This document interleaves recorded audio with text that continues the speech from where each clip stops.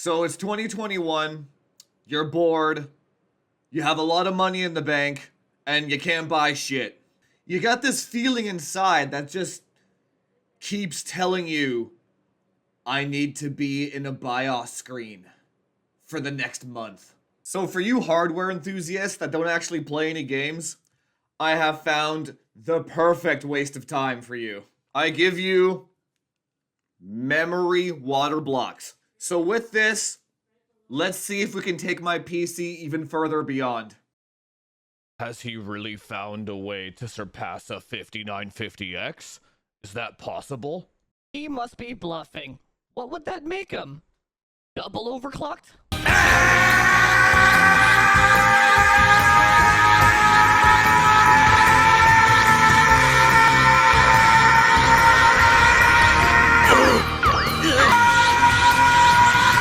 Stop it! Stop it now, Jufas!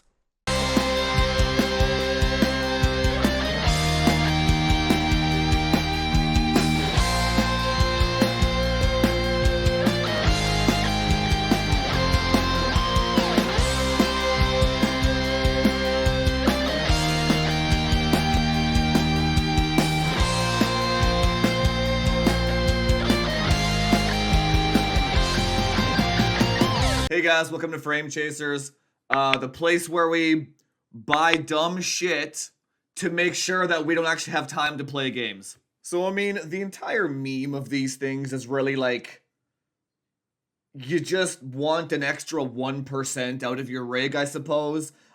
EK doesn't even make these anymore, they're end of life. I had a supporter send these to me.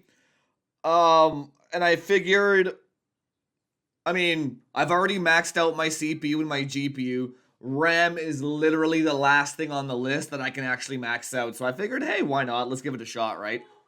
The goal of this video really is to just see if there's any meaningful performance gain that you can get by water cooling your RAM.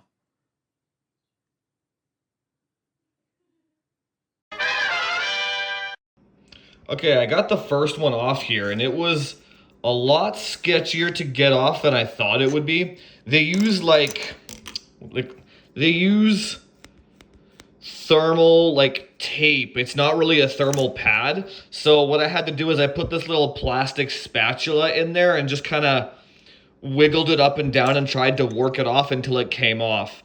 There's still a little bit of tape over here, but I should be okay though. I'm gonna go do the other one, and then we can actually get to the good stuff. Okay, I got one of them on. I'm gonna be, oh shit. Well, I'm gonna be using minus pad 8s here. I didn't go with the ones that came with it. I just want the best thermal transfer to the plates that I can get.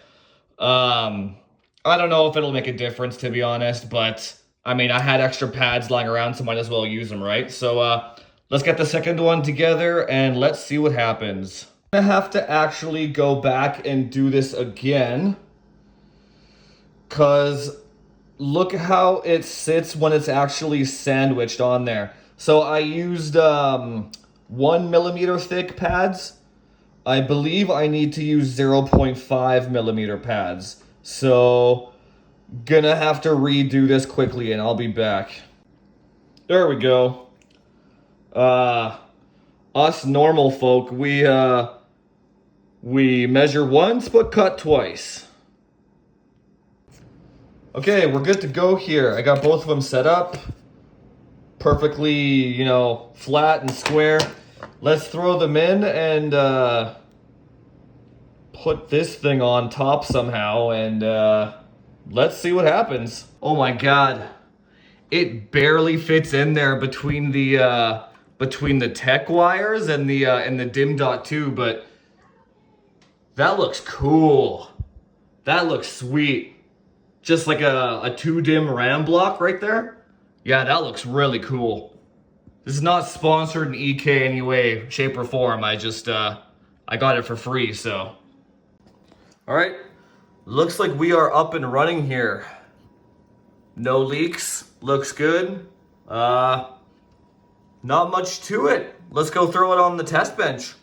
Okay, so we've been running the stress test for an hour and 35 minutes. DRAM voltage is 1.575, and it hasn't gone over 38.5 degrees the entire time. So that's like the peak voltage. It works extremely well. Like this IDA 64 bakes it much harder than any game. I mean, except for Warzone. But so the max frequency and the timings didn't actually change from my my absolute max.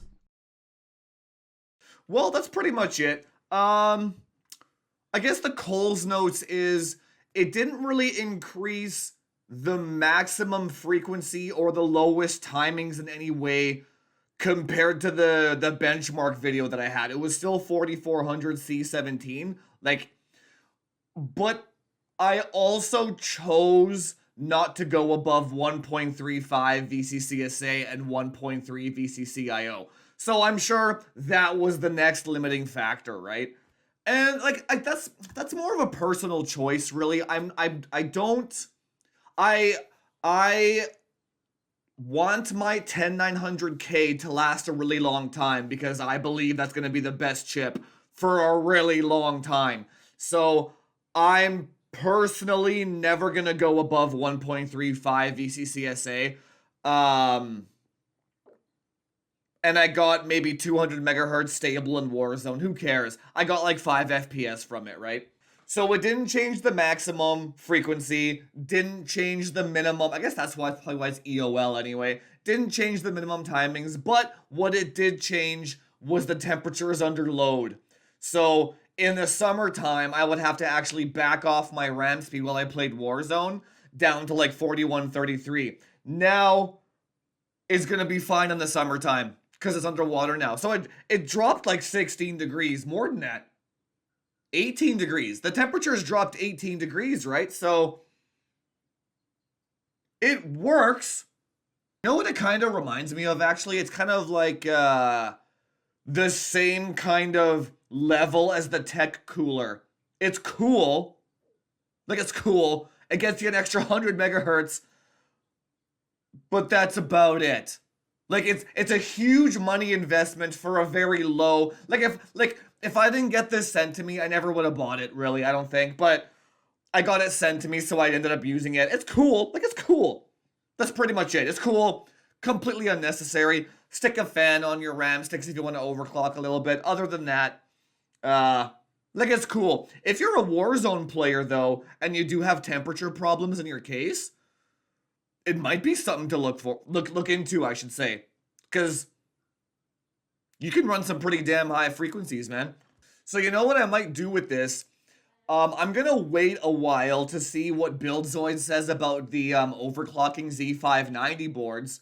And if there's maybe like an 8-layer PCB or a really high frequency memory overclocking board that comes out on Z590, maybe I'll pick that one up and then revisit this again later and see if I can extract any more out of it without increasing my VCCSA. We'll see. But for now, this is pretty much it. But yeah, that's pretty much it. Same as the beginning of the video. If you are just bored at home and you're kind of bored of the games that you play and you just want something to tweak, it's pretty cool. You spend, what was it, $70 for a RAM block, go to Performance PCs and pick up a kit, you know what I mean? $70, throw it on your loop, and you got a good week of BIOS fun. I don't think it's fun, but I know a lot of the people love spending their time in the BIOS. So it's if you want to do that, then yeah, go for it. It's a good $70 for a week of fun, right? Anyway, guys, that's it for this one. Thanks for joining me.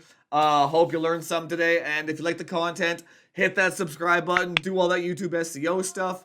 Like, share, subscribe. Comment down below what you think of water cooling your RAM. And I stream Warzone on Saturdays now. And I guess I'll see you in the next one. Talk to you later.